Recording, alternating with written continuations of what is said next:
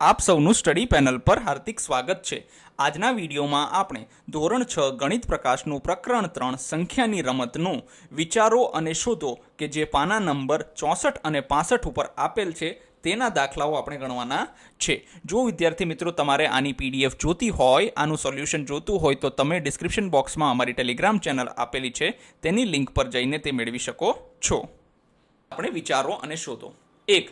પ્રતિભા 4, 7, 3 અને 2 અંકોનો ઉપયોગ કરીને 4 અંકની સૌથી નાની સંખ્યા 2347 અને સૌથી મોટી સંખ્યા 7432 સંખ્યાઓ બનાવે છે। આ બે સંખ્યાઓ વચ્ચેનો તફાવત, મતલબ મોટી સંખ્યા અને નાની સંખ્યા, જો જ્યારે તમને તફાવત પૂછવામાં આવે ને વિદ્યાર્થી મિત્રો, તો એક વસ્તુ આંખ બંધ કરીને કરી નાખવાની। શું? મોટી સંખ્યામાંથી જ નાની સંખ્યા બાદ થશે। જો કે અત્યાર સુધી તમે હજી એવું જ શીખ્યા છો, નાનીમાંથી મોટી બાદ કરતા શીખ્યા નથી, પણ આ વર્ષે આપણું જે છેલ્લું પ્રકરણ છે ને એ એના વિશે છે। ચાલો, તો આનો જવાબ શું આવશે? 5085।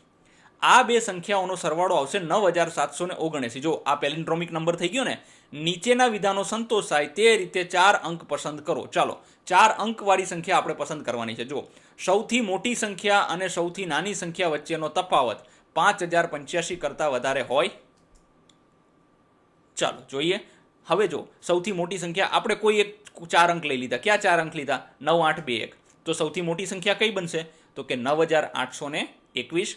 સૌથી નાની સંખ્યા કઈ બનશે? તો કે 1289। હવે તફાવત એટલે મોટામાંથી નાનીને બાદ કરી દઈશું, તો જવાબ શું આવ્યો? 8532। તો આના કરતાં મોટી થઈ? હા, થઈ। જો વિદ્યાર્થી મિત્રો, અહીંયા અમુક દાખલાઓ એવા છે ને આ પ્રકરણની અંદર જેનો એક જવાબ નથી આવતો, એક કરતાં વધારે જવાબ આવે છે। તો અહીંયા તમે અલગ સંખ્યા પણ લઈ શકો છો જેનો જવાબ આના કરતાં શું આવે? વધારે આવી શકે છે। 100% તમે લઈ શકો છો। હવે અહીંયા 7000 લ્યો, બરાબર છે, અને એનું ઊંધું કરી નાખો તો જો કે તો ના મેળ પડે, 4 અંક જ આપણે લેવા પડે, બરાબર છે। પણ હા, 7000ની આસપાસ 7221 છે, 7321 એવી કોઈ સંખ્યા લઈ લ્યો, એને ઊંધું કરીને તમે આમાંથી બાદ કરી નાખશો તો પણ જવાબ 5000 કરતાં શું આવશે? ઓછો જ આવશે।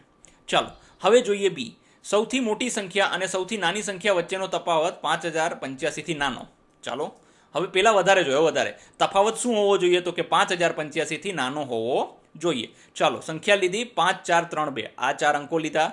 હવે આ 4 અંકોમાંથી સૌથી મોટી સંખ્યા કઈ બનશે? તો કે 5432। આમાંથી સૌથી નાની સંખ્યા કઈ બનશે? તો કે 2345। હવે જ્યારે મોટામાંથી નાની સંખ્યા બાદ કરીએ એટલે આપણને તફાવત મળશે 3087। એનો મતલબ એ 5085થી કેવો થાય છે? ઓછો થાય છે। ખાસ યાદ રાખજો વિદ્યાર્થી મિત્રો, આ જ સંખ્યા લેવી જરૂરી નથી, આમાં એક કરતાં વધારે જવાબ આવી શકે છે। હવે જોઈએ સી। મોટામાં મોટી અને નાનામાં નાની સંખ્યાઓનો સરવાળો 9779થી મોટો હોય। ચાલો જોઈ લઈએ। જો એક સંખ્યા સરવાળો કેવો હોવો જોઈએ? તો કે 9779થી મોટો। ચાલો, એક સંખ્યા લીધી 6543। આને ઊંધું, મતલબ મોટી સંખ્યા કઈ બનશે? તો કે 6543। નાની સંખ્યા કઈ બનશે? તો કે 3456। હવે આ બંનેનો તફાવત કાઢીશું, નહીં આપણે સરવાળો કરવાનો છે ને? હા, જો આ બંનેનો સરવાળો કાઢીશું તો આપણો જવાબ શું આવ્યો? 9999। જે કોના કરતાં મોટો છે? તો કે 9779 કરતાં મોટો છે। વિદ્યાર્થી મિત્રો, અહીંયા હજી બીજી સંખ્યાઓ તમે લઈ શકો છો, એવું જરૂરી નથી કે આ એક જ સંખ્યા લઈને જવાબ આવે છે। પછી છે ડી।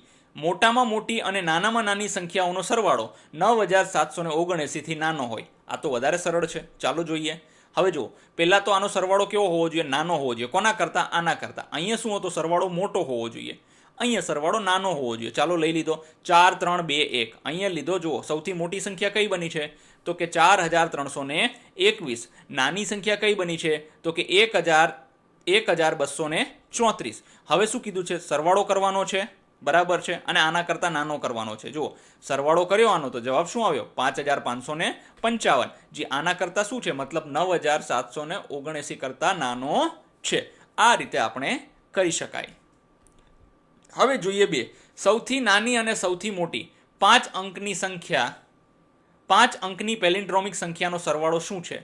તેમનો તફાવત શું? જો આ વિદ્યાર્થી મિત્રો અહીંયા છે ને, પહેલાં તો એમને ખબર જ નહોતી કે સૌથી નાની 5 અંકની, સૌથી મોટી 5 અંકની સંખ્યાઓ કઈ કઈ।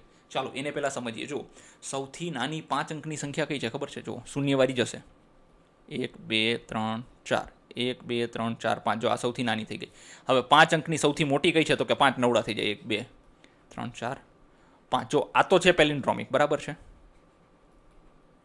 ગુજરાતીમાં લખીએ આપણે, આ છે પેલિન્ડ્રોમિક, આ નથી, તો આને પેલિન્ડ્રોમિક કરવા માટે આપણે શું કરીશું, અહીંયા 1 મૂકી દઈશું, થઈ ગયું, બરાબર છે. હવે તમને દેખાય છે ઓલા હતા 10,000 ને 10,000 એક જે છે. હવે શું કહે છે, આ બેનો સરવાળો કરવાનો કહે છે. શું કહે છે, આ બેનો આપણને સરવાળો કરવાનો કહે છે. ચાલો તો હવે એ બેનો સરવાળો કરીએ. જુઓ, પેલિન્ડ્રોમિક સંખ્યા એટલે આગળ પાછળથી કેવી હોય, એક સરખી હોય, એને શું કહેવાય છે, તો કે એને પેલિન્ડ્રોમિક સંખ્યાઓ કહેવાય છે. આગળ પાછળથી સરખી વંચાય એને પેલિન્ડ્રોમિક કહેવાય, બરાબર છે. પછી તો કે પછી 5 અંકની સૌથી નાની 5 અંકની પેલિન્ડ્રોમિક સંખ્યા કઈ છે, તો કે 10,001 છે. આને 1,001 નો વંચાયો, 10,001 વંચાય. હા, પછી સૌથી મોટી 5 અંકની પેલિન્ડ્રોમિક સંખ્યા કઈ છે, તો કે 99,999 છે. તો હવે જો આ બંનેનો સરવાળો કરવાનો કીધો છે, જવાબ આવે છે 11,000. જો વિદ્યાર્થી મિત્રો અહીંયા તમને કદાચ સરવાળામાં થોડી ઘણી મૂંઝવણ થતી હોય ને, તો અહીંયા સાઈડમાં મસ્ત ઊભો સરવાળો કરી દેવાનો, આવી રીતે. જો આમાં કોઈ નાનું ના થઈ જાય, જો આવી રીતે કરી દેવાનું. આ 9,999 વત્તા આ 10,001, અહીંયા સરવાળો મસ્ત રીતે કરી દેવાનો. 9 વત્તા 1 10 વધી પડી 1, 9 વત્તા 1 10 વધી પડી 1, 9 વત્તા 1 10 વધી પડી 1, 9 વત્તા 1 10 વધી પડી 1, 9 વત્તા 1 10 ને 1 11. લો ચાલો થઈ ગયું. તો જવાબ શું આવ્યો આનો, 1,10,000 આવે છે ને, જોઈ જુઓ તો. ચાલો, એકમ, દશક, 100, 1000, 10,000, લાખ, યસ, 1,10,000 આવે છે. પણ આપણને શું કીધું છે, સરવાળો શું છે. હવે તફાવત કીધો છે. જુઓ તેમનો તફાવત શું છે, તો તફાવત એટલે બાદબાકી કરો. હવે જુઓ મોટામાંથી નાની, જો તફાવત એટલે યાદ હંમેશા રાખજો વિદ્યાર્થી મિત્રો, તમે અહીંયા કન્ફ્યુઝ ના થતા કે સરે અહીંયા તો ઉપર 10,001 પહેલાં લઈ લીધા, 99,000 પછી. ના, તફાવતમાં હંમેશા જે મોટી સંખ્યા છે એ આગળ આવશે અને આપણે એનો તફાવત શોધીશું. તો જવાબ જો આવી રીતે સાઈડમાં શાંતિથી બાદબાકી કરી લેવાની હો, આવી રીતે બહુ સ્માર્ટ થવા જવાનું નહીં, તો જવાબ ખોટો પડી જતો હોય છે. તો જવાબ આવશે 89,998 આપણો જવાબ આવે છે. પછી તો કે 3, અત્યારે સમય 10 વાગ્યા અને 1 મિનિટ છે. હવે પછીનો પેલિન્ડ્રોમિક સમય કેટલી મિનિટ પછી ઘડિયાળ બતાવશે, તે પછી ક્યારે આવશે. જો હવે શું કીધું છે, હવે આપણને એમ કીધું છે કે 10 વાગ્યા અને 1 મિનિટ, ધ્યાનથી સમજો. આ પેલિન્ડ્રોમિક સમય છે. બીજો હવે શું થશે, તો કે 11 વાગ્યા અને 11 મિનિટ, બરાબર છે. તો જો હવે અહીંયાથી અહીંયા શું આવ્યા, તો કે 1 કલાક થઈ. અહીંથી અહીંયા શું આવ્યા, તો કે 10 મિનિટ થઈ. તો કે 1 કલાક ને 10 મિનિટ કેટલો થયો, 1 કલાક ને 10 મિનિટનો સમય થયો, બરાબર છે. ખાસ સમજો. હા, ચાલો હવે આને વ્યવસ્થિત રીતે જોઈએ. શું કીધું છે, તો કે પેલિન્ડ્રોમિક સમય એટલે આગળથી અને પાછળથી એક સરખો લાગે, એને કેવો સમય કહેવાય છે, તો કે આપણે પેલિન્ડ્રોમિક સમય તરીકે એને ઓળખીએ છીએ. પછી શું કીધું છે, તો કે પછી કીધું છે કે 10 વાગ્યા ને 1 મિનિટ પછીનો પેલિન્ડ્રોમિક સમય કયો આવે છે, તો કે 11 વાગ્યા ને 11 મિનિટ આવે. કેટલા મિનિટ પછી આવે, તો કે અહીંયાથી અહીંયા જઈએ, 10 વાગ્યા 1 મિનિટથી 11 વાગ્યા ને 11 મિનિટ ઉપર પહોંચીએ, તો જવાબ આવે છે 1 કલાક અને 10 મિનિટ પછી આ થાય છે. અત્યારે આટલા વાગ્યા હોય તો 1 કલાક અને 10 મિનિટ પછી 11 વાગીને 11 મિનિટ થશે. પછી હવે શું કીધું છે, જો હવે હજી આપણને અહીંયા શું કીધું છે કે તે પછી ક્યારે આવશે. ચલો આ તો થઈ ગયું. હવે એ પછીનો જે સમય છે ને, તો જોશો. ચલો 12 વાગ્યા ને 21 મિનિટ. ચલો આ 11 વાગ્યા ને 11 મિનિટથી અહીંયા આવશો એટલે ફરીથી જુઓ, આ 1 કલાક થઈ ગયો, આ 10 મિનિટ થઈ, બરાબર છે. હવે ઉપર પણ 1 કલાક ને 10 મિનિટ થયો ને, તો એના પછીનો સમય ક્યારે આવશે, તો કે આ સમય પણ આવશે 1 કલાક અને 10 મિનિટ પછી આવશે. કયો સમય આવશે, તો કે 12 વાગ્યા ને 21 મિનિટ. આ રીતે આપણે આને કરી શકીએ છીએ. હવે આપણને કીધું છે 4, સંખ્યા 5,683 ને કાપરેકર અચળાંક સુધી પહોંચતા કેટલી વખત ક્રિયા. પાના નંબર જો હવે સમજો, કાપરેકર અચળાંક છે ને આવડવું ખૂબ જ જરૂરી છે, પરીક્ષા માટે ખૂબ જ અગત્યનો છે, પૂછાઈ શકવાની 100% તૈયારી મતલબ છે. હવે તમારે મતલબ કેટલી વખત ક્રિયા કરવી પડશે, તો કે પહેલાં ક્રિયા શું કરવાની, પહેલાં એને સંખ્યાને જો પહેલાં ક્રિયા સમજી લઈએ. સૌથી પહેલાં શું છે માટેની પ્રક્રિયા, તો કે અંકોને ઉતરતા ક્રમમાં ગોઠવો. મતલબ સૌથી પહેલાં મોટો અંક, પછી એનાથી નાનો, પછી એનાથી નાનો, એનાથી નાનો, પછી તો કે પછી એને ચડતા ક્રમમાં ગોઠવો. મતલબ જે રીતે ગોઠવણી કરી એની ઉલટી ગોઠવણી કરો.